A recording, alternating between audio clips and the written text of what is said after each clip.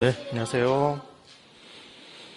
네, 드디어 이제 기본 이론 과정을 들어가려고 합니다. 자, 조사를 간단하게만 하고 수업을 진행을 해보도록 할게요. 나는 시험을 한 번 본 적 있다. 이렇게 살짝만 들어보세요. 저만 보게. 네. 내리시고. 나는 한 번도 안 봤다. 난 처음이다. 초짜다. 둘 다 드는 분은 뭐예요?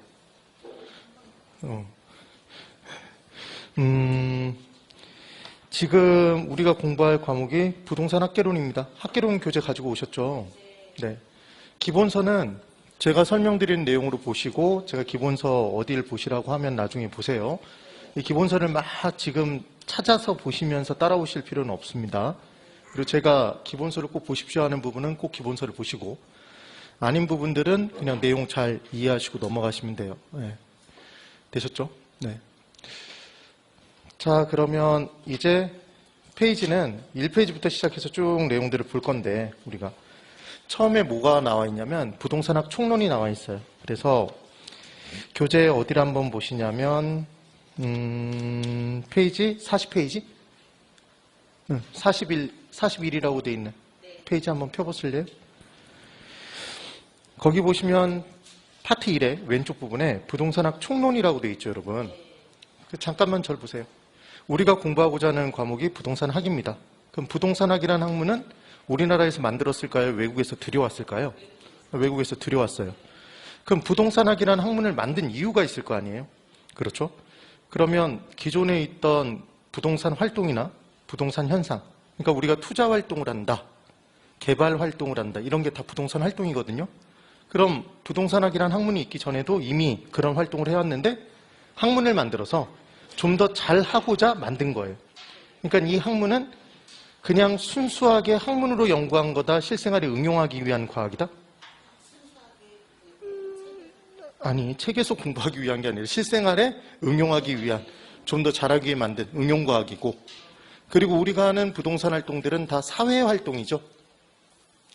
부동산 투자 활동 등을 하는 건 사회활동이지 자연활동이 아니잖아요. 그러니까 사회과학이다, 이런 표현을 써요.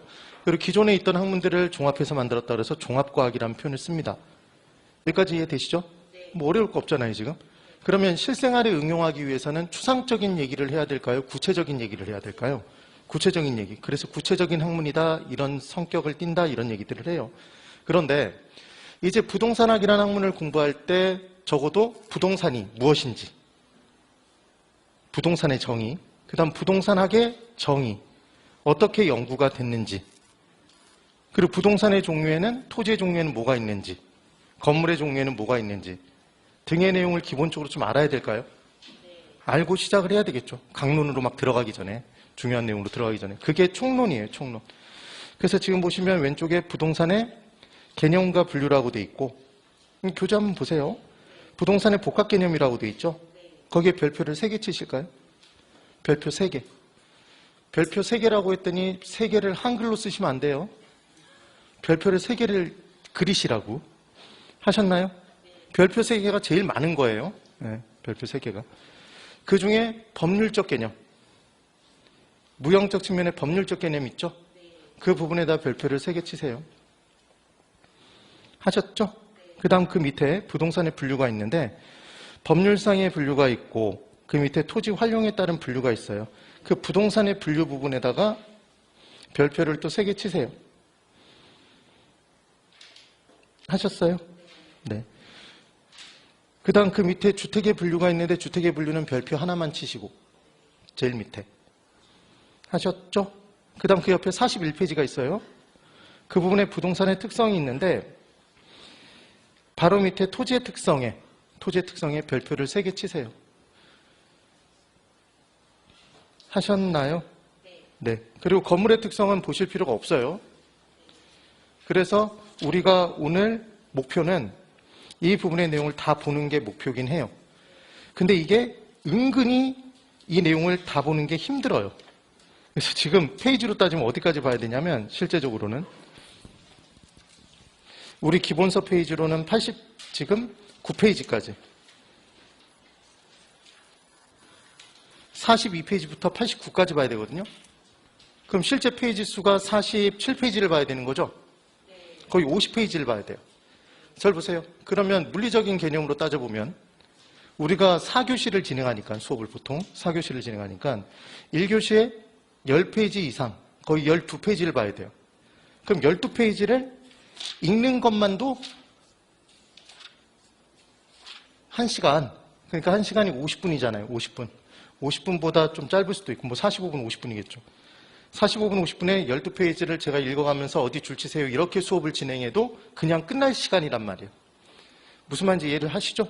그래서 중요한 건 절대로 기본서에 있는 내용을 텍스트에 있는 그대로 다 외우지 않는다. 외울 수도 없어요. 그러니까 제가 핵심적인 내용을 설명드리면 아, 그런 개념이구나 하고 잡아가는 거예요.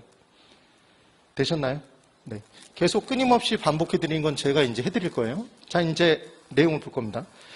어떤 내용을 한다는 걸 설명드린 거고, 페이지는 그냥 42페이지 펴놓으시고 42페이지 펴놓으시고 이제 칠판만 보시면서 제 설명만 들으시면서 대답만 좀 잘해주시면 따라오실게요. 계지기 한번 쫙 펴보세요. 여러분들은 무조건 34회에 합격하셔야 돼요. 아셨죠? 여러분은 제가 오늘 처음으로 키우기 시작한 콩나물이에요. 콩나물. 여러분 제가 키우는 콩나물입니다. 그럼 콩나물 키울 때 물을 뿌리죠? 물을 주잖아요. 그럼 물이 다 고여 있어요? 물이 빠져나가요? 물이 빠져나가죠. 그래서 오늘 수업을 들으면 다 빠져나가는 것 같을 거예요. 무슨 얘기인지 하나도 모르겠다 이럴 수도 있어. 근데 적어도 저한테 배웠을 때 이게 무슨 얘기인지 모르겠다는 없을 거예요. 다만 암기가 잘 안 될 뿐. 근데 까먹어지는 느낌일 거라고. 빠져나가는 느낌일 거예요. 그래도 물을 부으면 다 빠져나간 것 같지만 콩나물이 자라나요? 여러분의 실력은 잘할 거예요.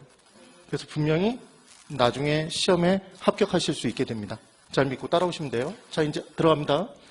부동산학 총론을 설명드릴 때 이제 부동산학의 이해부터 들어갈 거예요.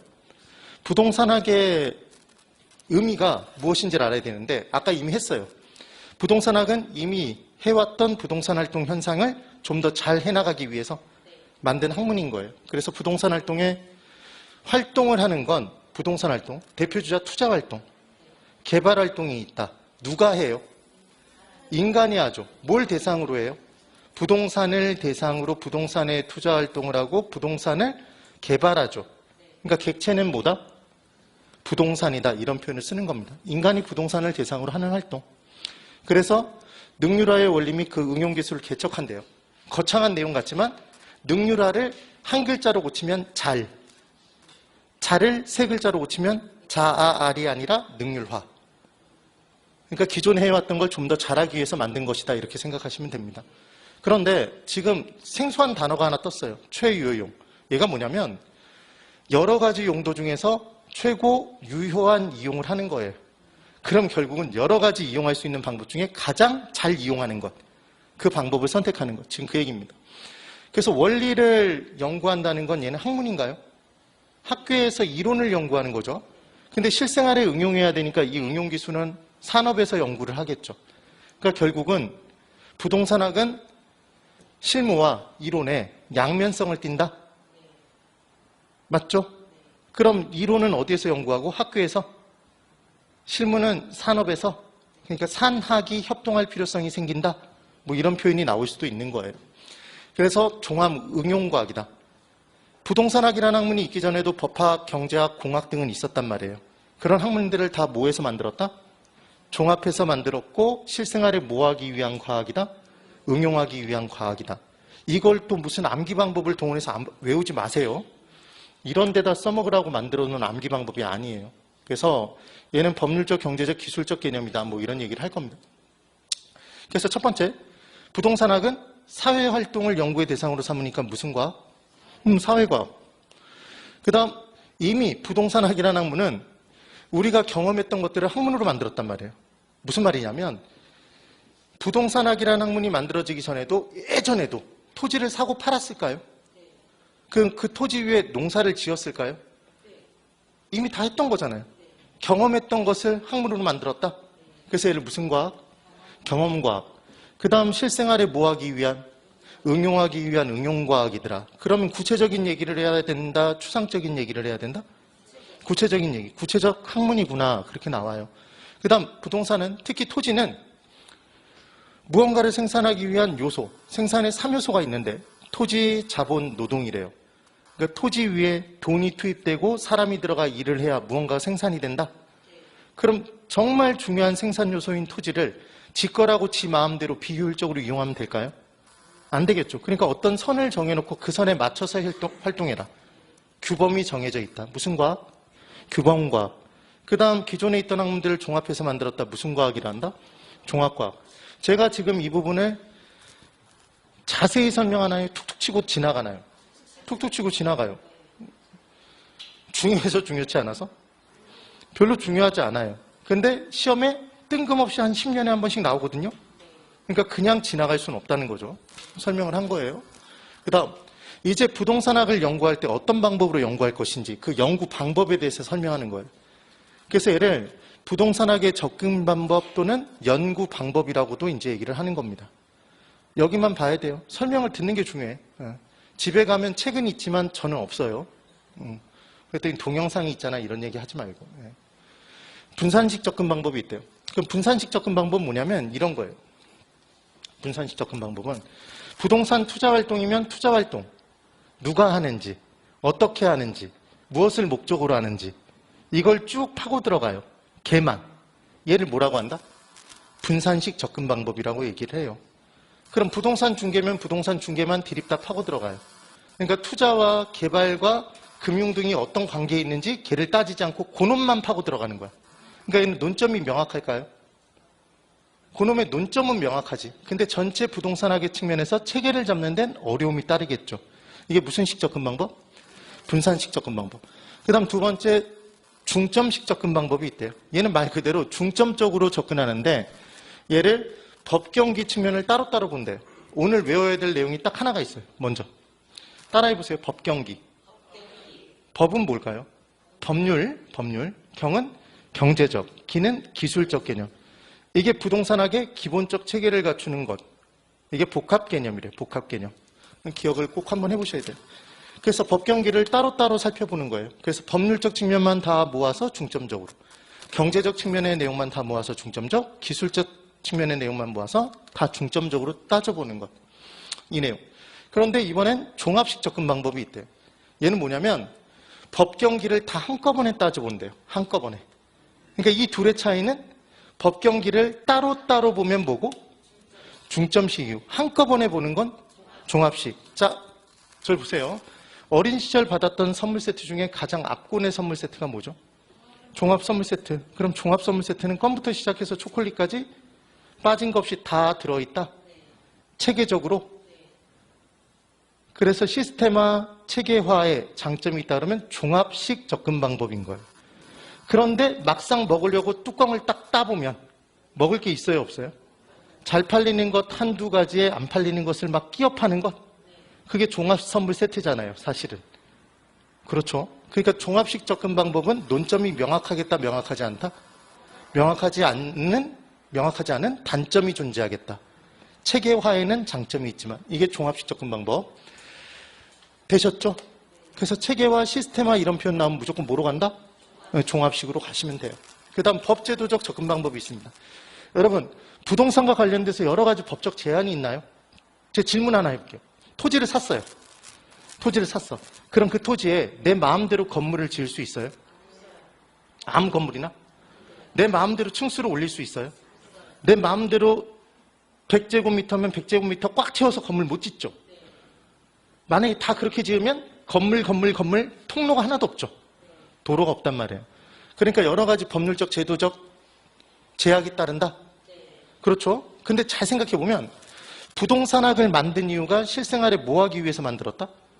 응용하기 위해서. 기존에 있던 활동들을 좀 더 잘하기 위해서 만들었는데 실제 현실에는 법률적, 제도적 제약이 많이 따르는데 얘를 무시하고 만들어 봤자 실생활에 응용을 못 하겠네. 그러니까 법률적, 제도적 측면에서 맞춰서 그냥 학문으로 만든 것. 이게 무슨 접근 방법? 법제도적 접근 방법. 그 다음 5번에 행태과학적 접근 방법이 있대요. 얘가 뭐냐면 행은 행동, 태는 태도에 맞춰서 그냥 학문으로 만들었대. 예를 들자면 이런 거예요. 부동산 중개라는 한 가지 이론 파트를 만들고 싶은 거예요. 봤더니 공인중개사 중에 정말 중개를 잘하는 사람이 있어. 이 사람은 한 달에 중개 보수로 올리는 수익이 5천만 원이래요. 작아요, 커요? 크죠? 굉장히 크잖아요. 그럼 그 사람은 중개 그 자체예요? 중개의 화신이잖아. 그래서 그 사람이 중개 시 보이는 행동과 태도를 아예 학문으로 만들었다. 이게 무슨 과학적 접근 방법? 행태과학적 접근 방법. 그래서 중개나 부동산 경영 등의 내용 정립에 사용하는 것. 그 다음 6번째, 의사결정적 접근 방법이 있대요. 그럼 딱 보자마자 어떤 느낌이 드냐면, 아, 인간이 의사결정 내리는 걸 그대로 학문으로 만들었구나. 지금 그 얘기예요. 자, 저 보세요. 부동산학이라는 학문이 있기 전에도 인간은 부동산을 살까 말까를 결정지을 때, 투자활동을 할 때 그냥 투자활동을 했을까요? 수지를 맞춰봤을까요? 우리 수지 맞춰본다는 표현 쓰나요? 수는 뭐예요? 수입, 지는 지출. 그래서 수입이 더 크면 투자해요? 그렇죠? 남는 게 있으니까. 지출이 더 크면 투자해요, 안 해요? 예, 안 하죠. 이렇게 해왔죠. 그리고 이 둘이 같으면 칠판 잘 보고 대답해야 돼요. 수지 맞으면, 자, 수입과 지출이 같으면 한다. 안 한다. 자, 잘 따라해보고 이제 기분이 좋아지는지 나빠지는지 보는 거예요. 수지 맞았다. 기분이 좋아져요? 뭔가 뽀개고 싶어져? 수지 맞았다. 기분 좋아지죠. 그러니까 해야 안 해? 하는 거예요. 그래서 투자론에서 이론 정립을 할 때 투자활동 시의 수익과 지출을 모아서 추계한 다음에 둘로 구분하고 수입이 지출보다 크거나 같으면 투자하고 작으면 투자하지 않는다라고 인간이 원래 의사결정 내렸던 걸 그대로 학문으로 만들었네요. 이게 무슨 접근 방법? 의사결정적 접근 방법. 그래서 얘는 결정하는 분야에서 사용한다. 자, 칠판 있죠? 결정이에요. 부동산학에서는 이렇게 단어별로 똑같이 따라 들어가는 경우가 거의 대부분이에요. 진짜. 50% 이상이라고 보면 돼요. 50% 이상. 그리고 부동산학에서 어떤 용어가 새롭게 나오면 그 용어의 정의는 항상 용어 속에 숨어 있어요. 여기까지 되셨죠? 그런 내용. 자, 그 다음 이제 부동산학의 연구 분야를 본대요. 부동산학에서 연구하는 분야가 뭔지를 보는 거예요. 자, 이렇게 빨리. 이렇게 하고 있지 마. 이렇게 하고 있으면 이렇게 하고 있으셔도 되는데 조만간에 피가 가슴으로 몰려서 심장으로 몰려서 조만간 졸아요.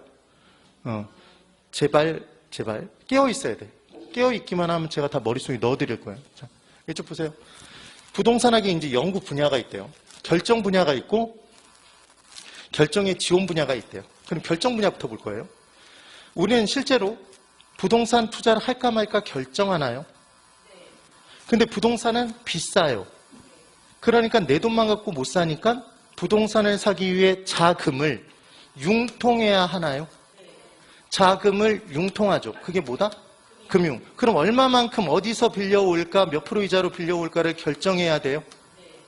그렇죠? 그 다음 부동산 개발을 할까 말까 결정해야 되죠. 그 다음 정부는 정책을 펼칠까 말까를 결정하죠. 그래서 이 네 가지가 뭐다? 결정 분야다. 근데 그냥 얘를 외워버릴 거예요. 우린 닭인데 뼈가 검은 닭을 뭐라고 해요? 오골개라고 하잖아. 얘는 뭐다? 투금개. 따라해보세요. 투금개. 이걸 막 미친 듯이 외울 필요는 없어. 해놓고 나중에 기억이 나요. 자, 그 다음 이제 두 번째. 결정의 지원 분야라는 게 있대. 그럼 말 그대로 얘는 뭐 하는데 지원한대요? 결정을 내리는데 지원하는 분야예요? 지금 이것들을 하는데 지원하는 분야라는 거죠. 도움을 주는 분야. 뭐가 있나 봤더니 평가와 마케팅과 관리와 상담과 중개가 있대요. 자, 이제 보세요. 이런 거야. 어떤 건물 하나를 살까 말까 투자 결정을 내리려고 해요. 그런데 파는 사람이 20억을 달래. 근데 이게 20억이 나가는지 20억 가치가 나가는지 안 나가는지 궁금해요. 그래서 감정평가사에게 감정평가를 의뢰했어. 그랬더니 감정평가사가 투자를 결정해도 된대. 투자를 해도 된대. 뭐라고 얘기를 하냐면 자기가 결정해봤더니 평가를 해봤더니 22억 가치가 나간대요. 얼마 달라고 했다고? 20억. 그럼 사는 쪽으로 결정하겠죠. 그럼 지금 뭐가?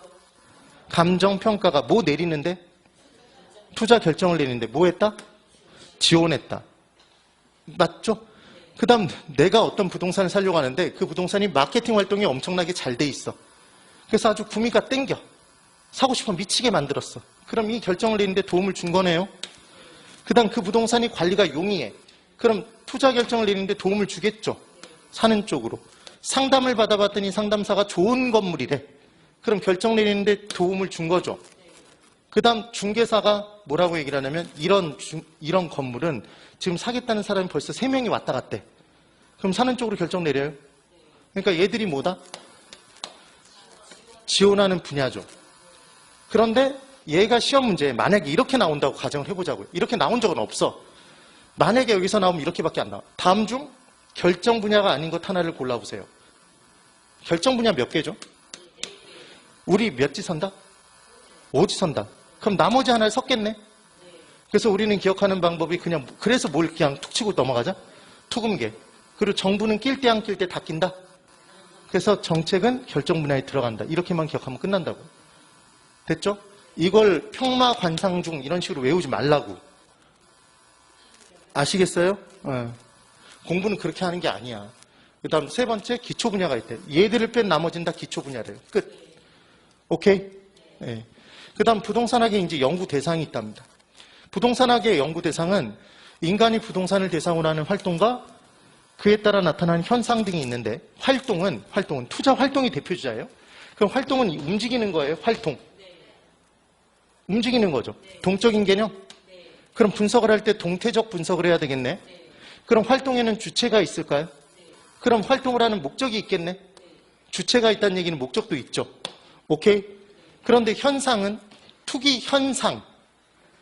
어떤 지역의 지가가 높이 올라가는 현상은 놓여져 있는 거죠.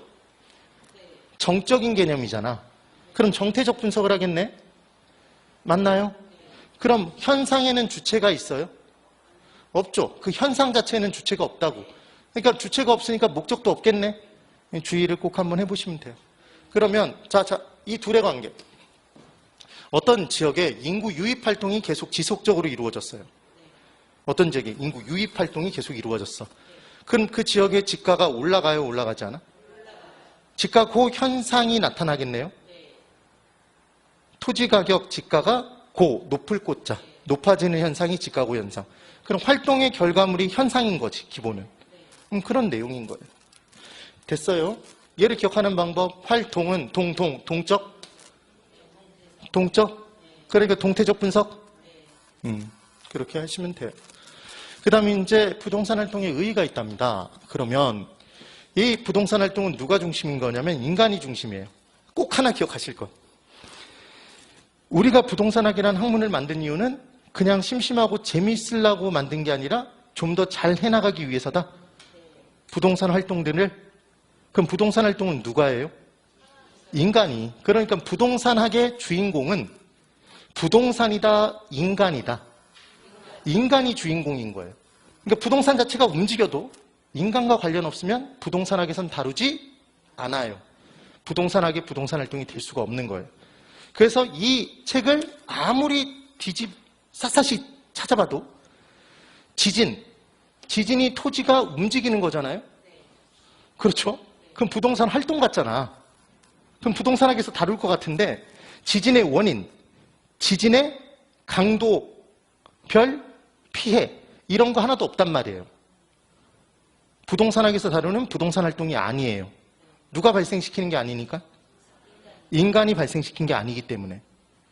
그래서 시험 문제에 뭐라고 나오냐면 인간과 무관한 활동이어도 부동산 자체가 움직이는 것은 부동산학에서의 부동산 활동이다 그러면 X인 거예요. 누가 주인공이다? 누가 주인공이라고? 인간이 중심이에요. 그래서 이 인간을 셋으로 인간이라고 얘기하면 좀 없어 보이잖아. 뭐라고 얘기하면 있어 보여? 주체라고 하면 좀 있어 보이죠. 그래서 이 주체를 구분을 해. 근데 이미 우리가 다 알고 있는 거예요. 사적인 주체가 있고 공적인 주체가 있대. 그럼 사적 주체는 우리들인 거예요. 개인들이 하는 활동이 사적 주체의 활동인 거예요. 그럼 정부가 하는 건 공적 주체. 그럼 공사가 하는 거, 공사. 공적인 회사. 토지주택공사, LH공사, 한국주택금융공사. 걔들이 공사죠. 그럼 걔들도 공적 주체? 그 내용이네요. 그런데 가끔 관이 합동사업을 하기도 하죠. 그럼 둘이 합쳐져 있네? 둘이 합쳐져 있으면 무조건 복합자를 붙이는 거예요. 자, 저하고 약속합니다. 끝나는 그 순간까지 둘 이상이 합쳐져 있으면 우리는 복합자를 붙이는 거예요. 비타민이 2개 이상 합쳐져 있는 건 무슨 비타민? 이거 종합 비타민이라고 그러면 사달 나는 거예요. 복합. 둘 이상은 무조건 복합인 거예요. 그러면 자 이제 볼게요. 주체의 구분을 공적 주체와 사적 주체와 제3주체로 쪼갠대요. 그러면 공적 주체가 지금 제1섹터. 섹터가 주체라는 표현이에요. 제1주체래. 그래서 시험 문제 뭐가 나온 적이 있었냐면 정부 등은 제2주체다 이렇게 문제가 나온 적이 있었단 말이에요. 그럼 정부는 공적 주체로 뭐다? 제1주체죠. 기억하는 방법. 정부가 최고예요. 정부 제1주의 이렇게 생각하면 된다고. 그래서 정부는 제1주체다? 이렇게 기억하면 끝나는 거예요. 됐죠? 그럼 사적 주체는 제2주체겠네? 개인 등이 될 겁니다. 그럼 보실까요? 사적 주체, 우리 개인들이 부동산 활동을 할 때 가장 목표로 삼는 게 뭘까요? 공익성의 추구, 사익성의 추구. 내 스스로의 이익의 추구, 사익성을 추구하겠죠? 그럼 사익성을 있는 대로 추구하기 위해서는 효율성을 강조할까요? 형평성을 강조할까요? 효율성을 강조하겠죠. 근데 정부가 만약에 공적 주체가 부동산 활동을 하면서 효율성만 디립다 추구해버리면 빈부격차는 더 커지죠. 그러니까 공적 주체는 형평성을 더 강조해야 된다? 오케이. 자, 이제 기억이 나나 볼까요? 공적 주체는 제1주체, 제2주체. 제1주체인지 어떻게 기억했어요? 정부 제1주의? 그렇게 기억하면 안 까먹는단 말이에요. 실제로 정부가 제1이잖아요. 그 다음 둘이 합쳐진 게 제3주체 또는 복합주체. 그 내용. 그 다음 이제 부동산 활동 부분에서 표준 산업 분류라는 게 나오는데요. 그럼 얘가 뭐냐면 이런 거예요. 우리나라에 산업들이 여러 산업이 있잖아요. 일들이. 그래서 어떤 일을 하고 직업적으로 운영을 하면서 사람들이 돈을 벌어서 삶을 영위해 나가죠. 그럼 뭔가 통제를 하기 위해서 산업 분류를 표준을 잡아놨대요. 그래서 이 표준 산업 분류에서 우리는 부동산업이라는 게 과연 뭔지를 알 필요가 있단 말이에요. 부동산 학이니까. 그래서 이 부분의 문제가 거의 한 4년에 한 번꼴로 나왔는데 근래 들어서 꽤 자주 나오고 있는 빈도예요. 그래서 이 부분을 기억하면 되는데 굉장히 쉬워요. 뭐 암기하고 자시고 할 것도 별로 없어 사실은. 자, 이해를 하면 돼요. 무조건 이해를 해야 돼요. 이해를. 부동산업은 크게 둘로 쪼개진대요. 부동산 임대 및 공급업이래요. 자, 생각해 보세요. 주위에 부동산을 임대해주고 지속적 반복적으로 남에게 빌려주면서 그 기간 동안에 임대료를 받아서 삶을 영위하는 사람이 있어요? 없어요? 있죠. 부동산 임대업이 있단 말이에요. 오케이? 그 다음 부동산을 개발해서 공급하는 사람도 있을까요? 지속적으로? 맞죠? 한 번만 하는 건 걔를 업이라고 얘기 안 해요. 나중에 중개사법에서 공부하겠지만 중개업이 되기 위해서는 그 행위를 지속적으로 하고 대가를 받을 때 중개업이란 말이에요. 이해되시죠? 그러면 잘 봐야 돼요. 부동산업을 부동산 임대 및 공급업과 얘를 잘하기 위해서 필요한 관련된 서비스업이 있단 말이에요. 이렇게 둘로 크게 구분을 했어. 관련 서비스업으로. 그리고 얘를 또 잘게 분류를 하면 부동산 임대와 공급업을 나누겠죠. 그러니까 부동산 임대업과 부동산 공급업인데 공급하려면 먼저 뭐 해야 돼? 개발해야 되죠. 그래서 개발 및 공급업으로 이름이 바뀐 것 뿐인 거야. 그리고 이제 관련 서비스업에 관리업이 있고 중개가 있고 자문 및 감정평가업이 있대요. 그럼 시험의 주된 포인트는 뭐냐면 이렇게 문제를 낸단 말이에요. 다음 중 부동산업이 아닌 것 하나를 골라보세요. 그럼 얘를 기억하고 있어야 된다는 얘기죠? 맞죠? 다음 중 부동산 관련 서비스업이 아닌 것을 골라보세요. 이렇게 문제가 나온다고. 그럼 여기를 외우고 있어야 되는 거죠? 그럼 얘를 썼겠네, 보통? 그럼 헷갈릴 거 아니야. 그럼 우리는 얘를 한 방에 외울 수 있는 뭔가가 필요하겠죠. 근데 여기서 한 가지 개념을 더 잡아보면 앞으로 저하고 약속하시는 거예요. 세상 밖으로 나갔을 때 여기서 바로 우리 학원 밖으로 나가보면 주거용 건물이 제일 많아요? 상업용이 많아요? 공업용이 제일 많아요? 건물이. 주거용 건물이 제일 많죠. 실제로 아예 공업지역, 상업지역으로 들어가지 않는 이상 가장 건물 숫자가 많은 건 무슨 건물이다? 주거용 건물이죠. 주거용 부동산이란 말이에요. 그래서 항상 우리는 부동산의 종류를 구분할 때 주거용 부동산이 핵심이야. 걔가 중심. 그럼 상업용과 공업용을 똑같이 부르는 말이 있겠네요. 뭐라고 부를까? 주거용, 비주거용? 주거용, 비주거용. 비주거용 부동산이라고 부르겠지. 그러니까 주거용과 비주거용 부동산이 있을 거고, 그리고 토지 등도 있겠죠. 걔가 기타 부동산이란 말이에요. 그러면 앞으로 비주기 그러면 얘는 뭘 중심으로? 주거용 중심으로 얘는 비주거용, 얘는 토지 등이다. 기타 이렇게 보시면 된다. 비주기예요, 비주기. 그럼 보실까요? 주거용 부동산 임대해주면서 대가 받는 사람 있어요? 없어요? 주택임대차 사업자가 있는데 못 들어봤어? 있잖아요. 상업용 건물 임대해주면서 대가 받는 사람 있죠? 공장도 마찬가지. 토지를 임대해주면서 대가 받는 사람 있어요? 비주기가 들어간다고, 임대업에. 그 다음 주거용 부동산 개발해서 공급하는 사람 있죠?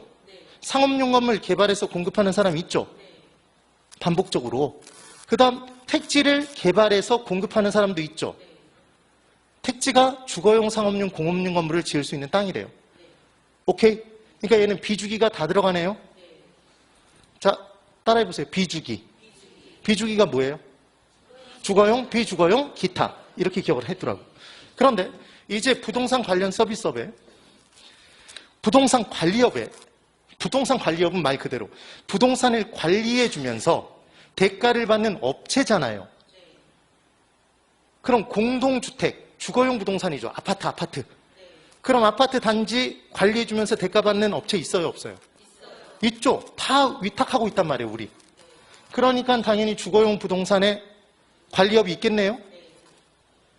그럼 대형 상가 건물 관리해주면서 대가 받는 업체 있어요? 당연히 있죠. 그런데 토지 관리해주면서 대가 받는 업체 들어본 적 있어요? 거의 못 들어봤다고. 그러니까 뭐는 없다고? 기가 없어요. 기간은 없는 거야. 이걸 기간을 집어넣어서 기타 부동산 관리업이라고 얘기하면 훅 들어간다고.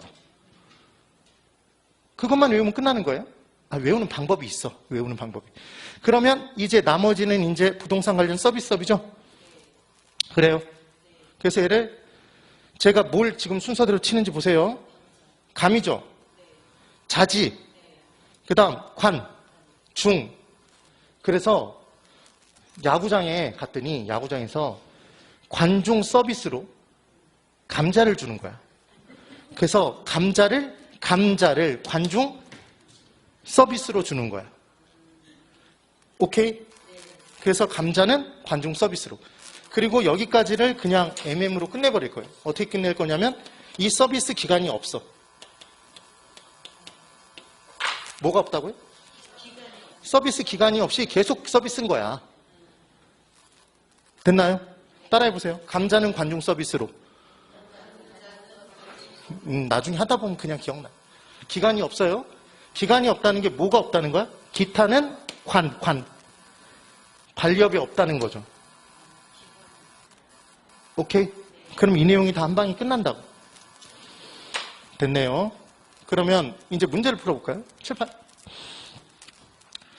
한국 표준산업분류에 따른 부동산업에 해당하지 않는 것을 골라보랍니다. 자, 1번. 주거용 건물 개발 및 공급업. 개발 및 공급업의 비주기. 주거용 있죠? 부동산 투자 및 금융업 이렇게 나오면 왠지 부동산업 같잖아. 근데 얘 들어보지 않았죠, 아까? 왜냐하면 여러분 부동산에만 투자해요? 주식 투자도 커요. 주식 투자도 크죠? 그러면 주식 투자할 때도 돈을 빌릴까요? 빌리겠죠. 그러니까 투자 및 금융업은 더 큰 카테고리로 존재한단 말이에요.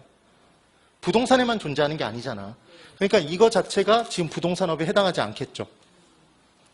이해가 되세요? 그 다음 얘는 관중의 중. 그 다음 비주거용 부동산 관리업. 얘 관리업 있었죠? 관중의 관이잖아. 근데 여기에 주의하라고. 이게 뭐로 나오면 틀린 거라고 그랬죠, 여러분? 기타로 나오면 틀린 거라고 그랬죠. 기간 없음. 기간은 없어요. 그네요. 기타 부동산 임대업은 있죠. 비주기였잖아, 얘는.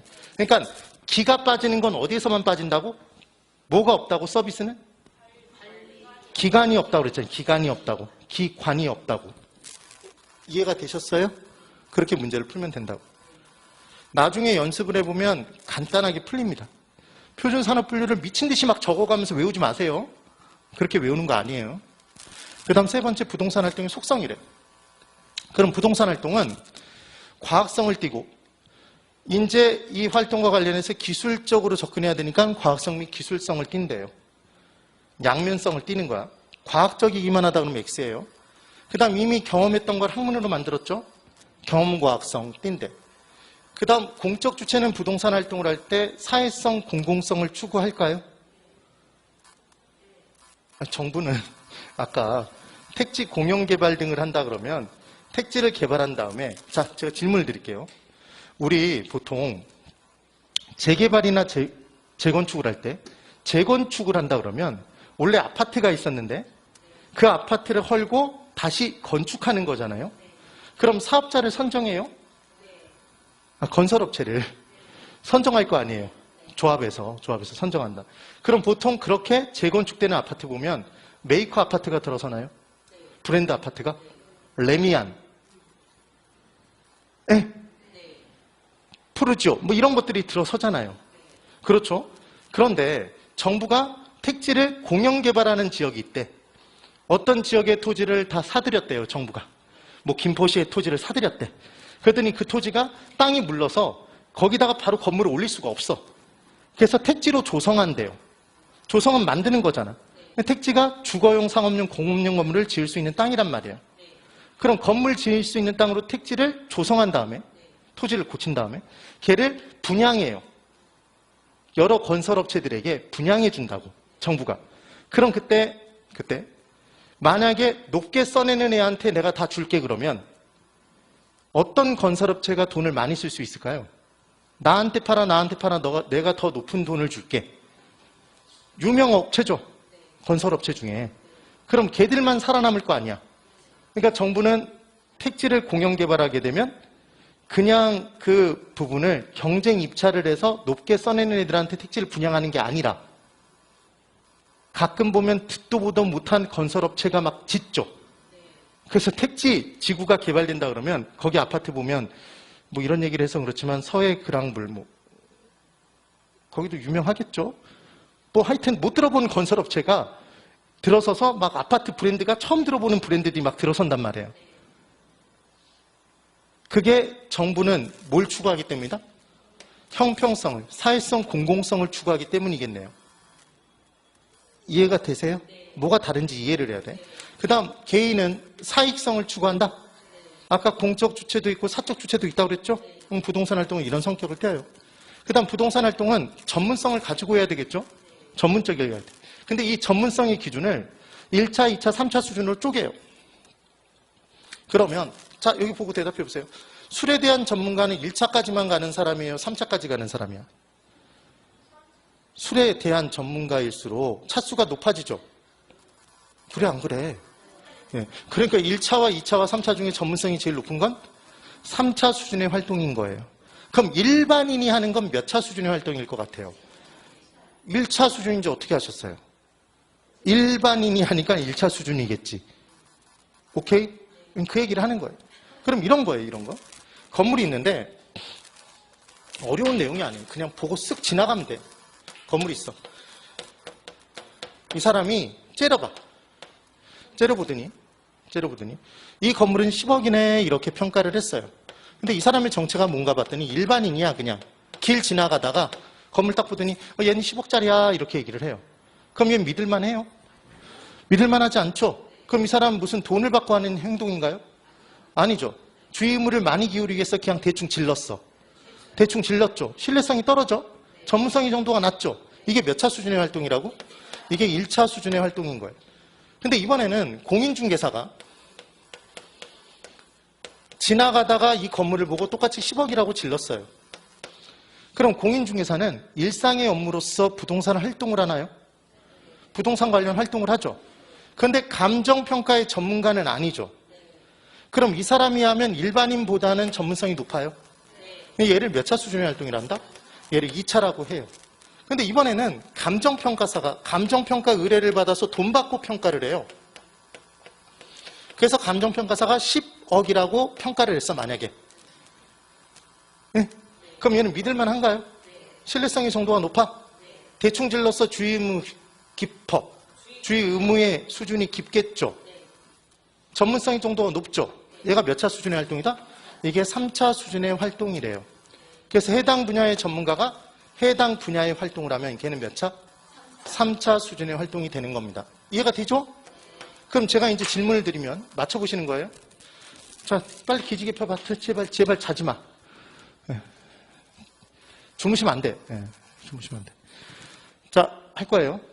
공인중개사가 중개 활동을 하면 공인중개사의 중개 활동은 2차 수준의 활동이다. 이렇게 끌려 들어오기 때문에 틀리는 거야. 지금 보세요. 지금은 감정평가 활동을 했잖아. 활동이. 그럼 감정평가 활동의 전문가는 감정평가사죠. 그래서 해당 분야의 전문가가 해당 분야의 활동을 하면 3차례매. 이때는 공인중개사가 감정평가 활동을 했기 때문에 2차인 거야. 자신의 전문 분야가 아니니까. 근데 지금 제가 질문을 뭐라고 했냐면 중개사가 중개 활동을 하면 해당 분야의 활동을 한 거잖아요. 그러니까 몇 차야? 3차. 근데 이 내용을 들으면서 무슨 생각을 하기가 되게 쉽냐면 공인중개사가 하면 2차, 감정평가사가 하면 3차. 지금 그게 아니라고. 저는 여러분들이 어디에서 함정에 빠진 다 알고 있다고요. 장사 하루 이틀 하는 게 아니기 때문에. 잡아가면서 하란 말이에요. 알겠죠? 그 내용인 거예요. 그래서 일반인이 하는 것, 일상의 업무로 부동산 활동을 하지만 그 전문가가 아닌 것, 해당 분야의 전문가가 하는 건 몇 차? 3차. 지금 그 내용입니다. 그 다음 이제 윤리성을 갖춰야 된대요.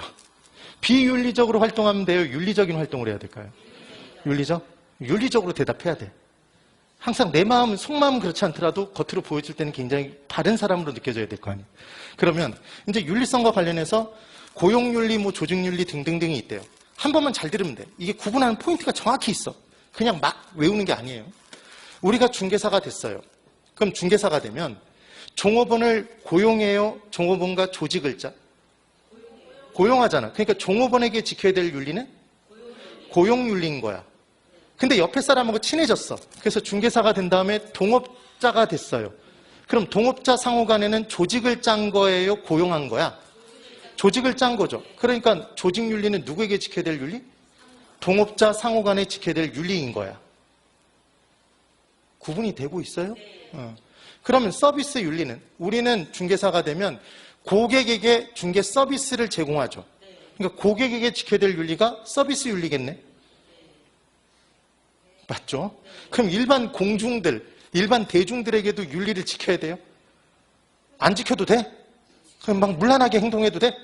안 되죠. 그러니까 얘는 일반 대중에게도 지켜야 될 거 아니야. 중중이네, 중중. 그래서 얘를 섞어서 이렇게 문제를 낼 수도 있다고. 그래서 이걸 또 외우라고 아주 죽어라고 시켜요. 외우는 게 아니라고. 느껴보면 되잖아. 종업원을 뭐하고? 고용하고. 동업자들 상호간에 뭘 조직하고? 조직을 짜고. 조직. 네? 고객에게 뭘 제공하고? 서비스. 끝났잖아요. 된 거예요. 그 다음 부동산 활동을 할 때 예전에 한참 TV 토크쇼 같은 데 보면 그런 게 나왔어요. 대표자로 제가 기억나는 건 양택조 선생님이 기억이 나는데 그분이 강원도에 좋은 토지가 있다고 그래서 사셨대요. 샀대.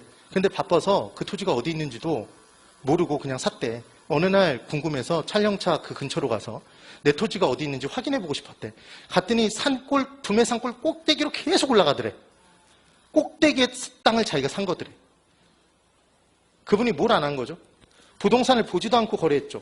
근데 부동산은 움직이지 못하는 성격, 부동성 때문에 공인중개사가 들고 와서 보여줄 수가 없어.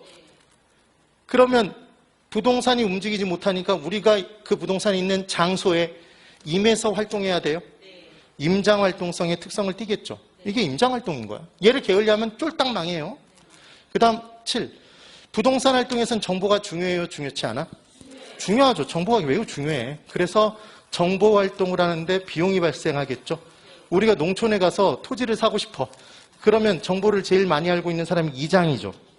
그럼 이장님에게 막걸리 한 사발이라도 사드려야 무슨 정보를 얻을 거 아니에요.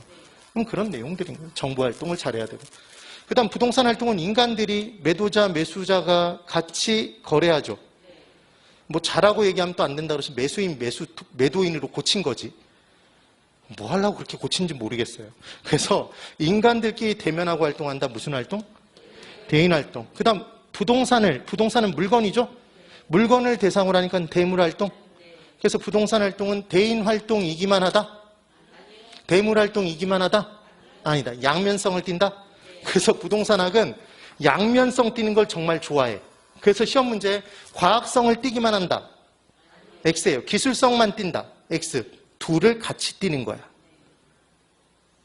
네. 그런 내용인 거예요. 그 다음 부동산 활동을 할 때 배려의 장기성이 필요하대요. 저한테 어떤 토지를 사면 이익을 볼 수 있나요? 이렇게 물어보신다면 저는 찝어드릴 수 있어. 근데 본인의 그 삶에서는 이익을 못 볼 수 있어. 그 다음 세대는 분명히 이익을 보게 해드릴 수 있어요. 교도소 옆에 땅을 사면 돼. 교도소 옆에 있는 땅을 사면 된다고.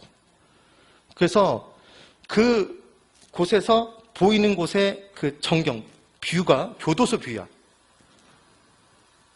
교도소 안을 쳐다볼 수 있다 그렇게. 그럼 재소자들이 막 이렇게 운동하는 모습을 보면서 활기차져요? 아니죠. 그러니까 당연히 안 좋은 외부 효과에 의해서 가치가 높을까 떨어질까? 그 땅의 가치가 굉장히 낮아요. 싸단 말이야.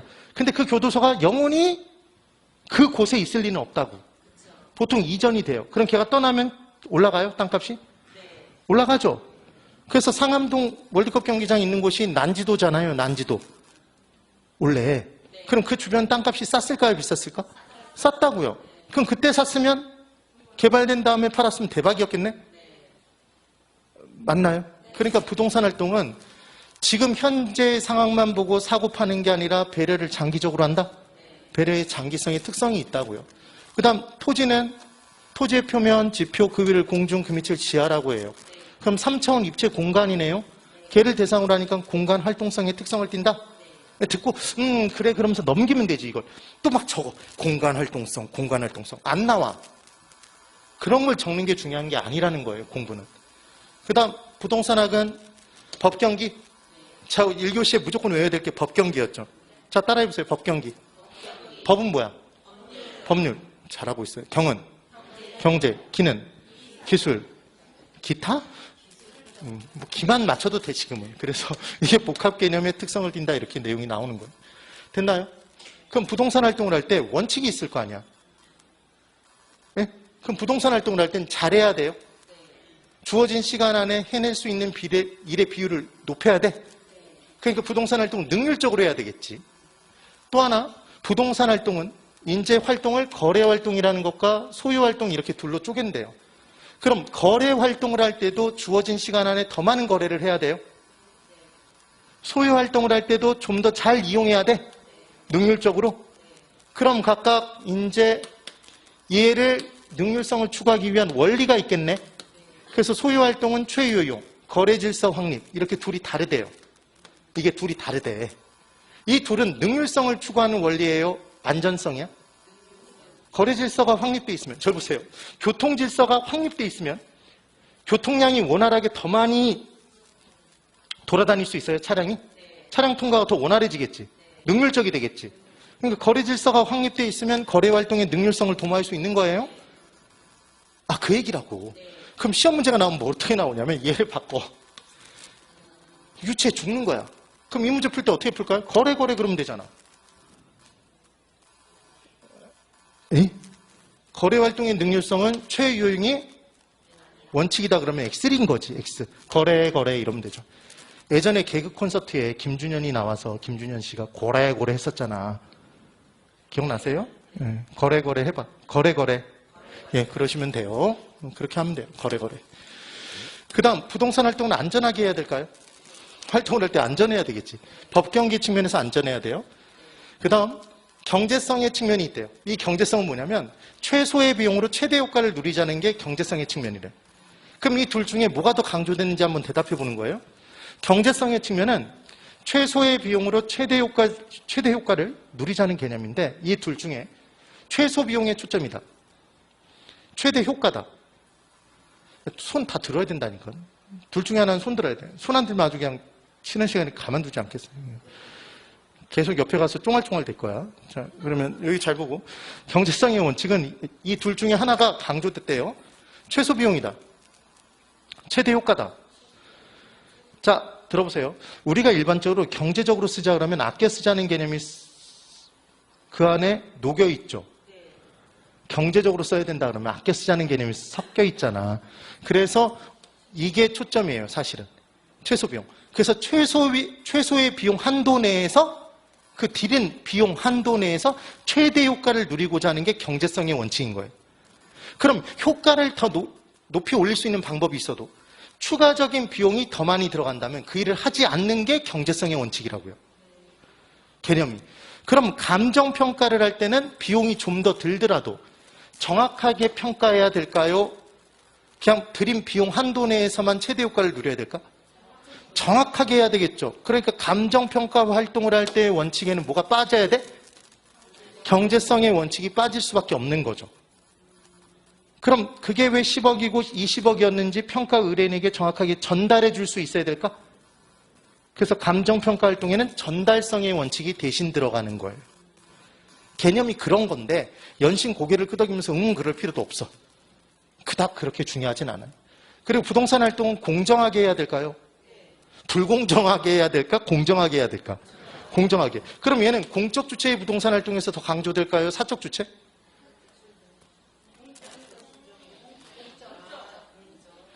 공적 주체가 만약에 어떤 지역을 택지 개발하겠다고 얘기하면서 그 지역 안에 있는 사람들의 토지를 거두어서 거둘 숫자, 사용할 용자, 수용 절차를 거치면 토지 수용 절차를 거치면 발로 뻥 차면서 나가라 그러는 게 아니라 보상금을 줘서 보내요.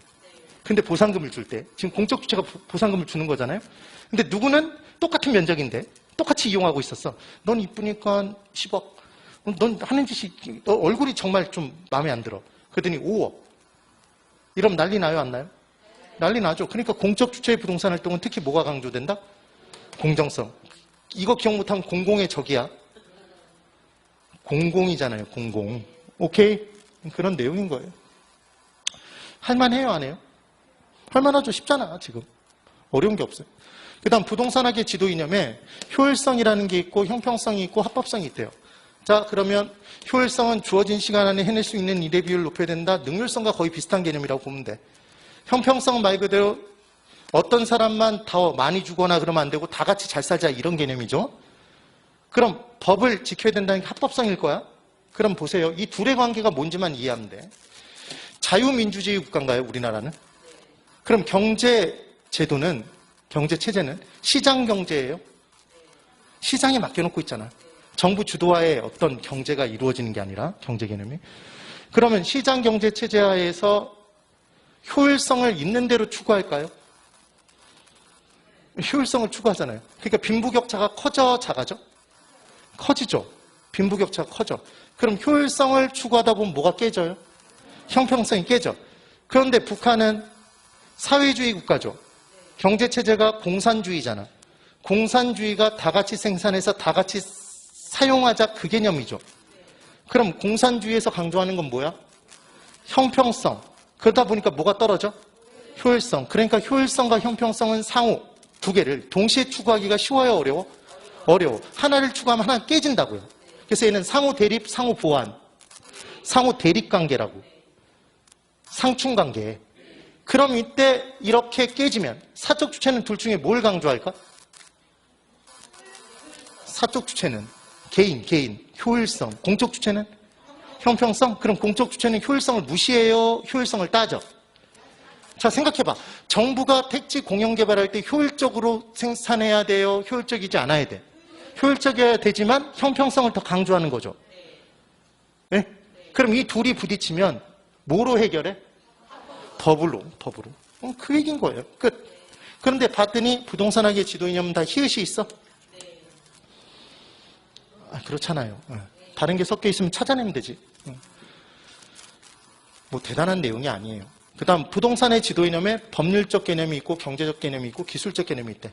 뻑하면 그냥 공 차놓고 그냥 복합 개념 들어갔다가 아니면 미안 그러면서 나오면 돼. 근데 미안해서 나올 일도 없어. 다 뭐만 따지면 된다? 법경기만.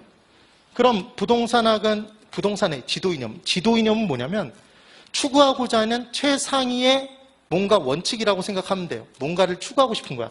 그럼 법률적 측면에서는 인간은 그냥 내버려두면 사익만 추구하는 존재예요? 공익도 같이 추구해줘? 사익만. 그럼 사익만 추구하는 인간으로 하여금 공익도 같이 추구하도록 만들기 위해서는 뭐로 강제해야 될까요? 법률로. 그래서 법률적 측면에 공사에게 조화가 나오는 거예요. 그러면 한정된 토지자원 등을 효율적인 관리를 해야지만 경제적 가치가 올라가나요? 그래서 경제적 개념에서 효율적 관리가 나와. 그럼 기술적 측면에서 잘 보셔야 돼요. 토지가 있어요. 이 토지에 위로 올리고 밑으로 파들어가기 위해서는 기술 필요해요. 그러면 공간 가치를 증대시키는 거죠. 그럼 환경 가치를 보존한 상태에서 개발하기 위해서는 뭐가 필요해? 기술이. 그래서 기술적 측면에 공간 및 환경 가치의 증대가 나와요. 그래서 혹시 몰라 또 이렇게 섞을 수 있겠죠. 네. 그러면 구분할 수 있는지만 느껴보면 돼요. 자, 이쪽 보세요. 저기 보지 말고 구분되는지만 한번 보자고. 공간 및 환경 가치를 증대시키기 위해서는 위로 올리고 밑으로 파들어가기 위해서는 뭐가 필요해? 기술이 필요해요. 효율적인 관리를 하면 뭐가 올라가? 경제적 가치가 올라가, 법률적 가치가 올라가, 기술적 가치가 올라가.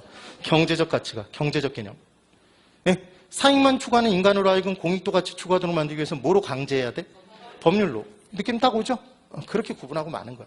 그래서 오늘 뭐 처음 제 수업을 들어보신 분들은 뭐 전에 우리 11월 달에 무료 강좌를 들어보신 분들은 아시겠지만 우리가 어려운 내용만 했었잖아요, 그때. 그렇죠? 그럼 저의 이제 수업 방식을 아시겠지만 그냥 외우는 건 하나도 없어요. 다 설명을 하고 이해를 시킨 다음에 문제를 풀 때 바로바로 기억이 나야 되기 때문에 암기하는 방법을 조금씩 가르쳐 드린단 말이에요. 그게 메모리 매직. MM이에요, MM. 애매하다가 아니라 MM이라고. 그래서 그 내용으로 툭툭툭 치고 들어가면 되니까 그렇게만 판단하면서 내용들을 보면 돼요. 자, 이 문제 하나 풀어볼까요? 이것만 풀고 시기. 부동산학에 관한 설명으로 틀린 것을 골라보랍니다. 자, 이제 볼게요. 1번. 과학을 순수과학, 응용과학으로 구분할 때 부동산학은 실생활에 뭐 하기 위한? 응용하기 위한 응용과학 맞죠? 느껴지세요, 지금? 외우는 거 아니라고. 2번. 부동산학의 연구 대상은 부동산 활동 및 부동산 현상을 포함한다? 맞죠? 아니에요. 아까 활동과 현상을 포함한다며. 얘를 연구한다며. 그 다음 3번. 부동산학의 접근 방법, 연구 방법에 종합식 접근 방법은 법경기가 다 들어가죠? 복합 개념으로 이해, 종합해서 이론을 구축? 맞네. 4번. 부동산학은 다양한 학문과 연계되어 있다는 점에서 종합과학? 종합해서 만들었다며. 종합학문적 성격을 띈다. 5번. 부동산학의 일반 원칙으로서 안전성의 원칙은 소유 활동에 있어서 최유용을 지도 원리로 삼고 있다. 여러분, 최고 유효한 이용을 하면 안전성이 높아져요? 능률성이 높아져? 능률성이죠, 능률성. 이거 안전성이 아니잖아. 거래 질서가 확립되어 있으면 거래 활동의 안전성이 높아져요? 능률성이 높아져? 능률성이 높아졌잖아요. 오케이? 그래서 5번이 틀렸네요. 이런 정도의 문제가 나온다고. 그럼 풀 수 있겠어요? 없겠어요? 그랬더니 못 풀겠어. 이러면 안 된다고요. 자, 지금 1교시를 달린 거예요. 그래서 지금 페이지 수로 어디까지 본 거냐면 굉장히 빠르게 한 것 같지만 결국은 우리가 본 게 지금 그래도 꽤 많이 나갔어요. 54페이지까지 본 거야. 54페이지까지 봤다고 지금. 42부터. 네. 그리고 진짜 거의 빠짐없이 다 설명드리고 다 본 거예요, 지금. 거기에 다 있어요. 정리가 되시면 되는 거예요. 10분 쉬고 이제 시험에 무조건 나오는 부동산의 개념부터 시작해서 내용을 볼 거예요. 10분 쉬고 다시 돌아오세요. 네.